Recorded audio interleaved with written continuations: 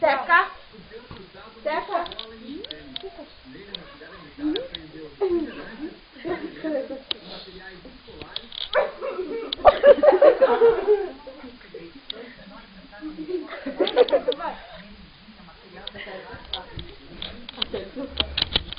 Olha, pegando chinelo atrás.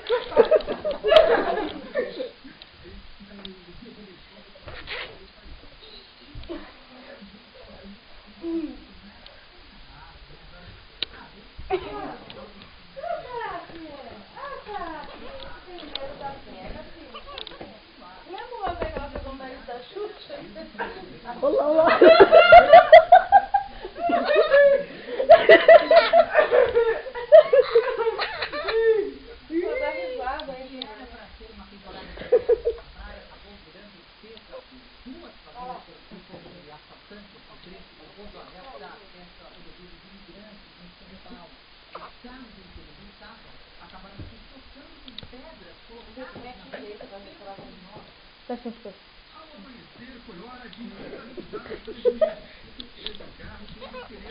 Teca.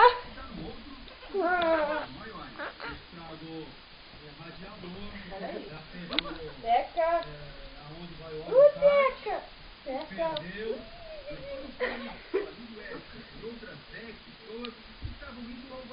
Mas quando seguiam pelo Rodoanel a caminho do litoral, o imprevisto aconteceu.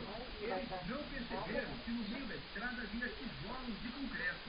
Como estava muito escuro, não conseguiram desviar e passaram por cima. Os carros danificados tiveram que parar. Pensei que pudesse passar por cima de um trem. Go.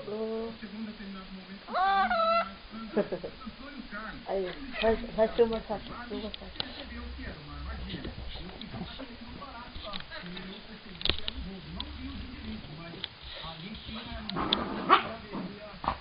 Ai! Mas não adiantou. Pelo menos 6 homens surgiram aqui no meio do mato e anunciaram um gol.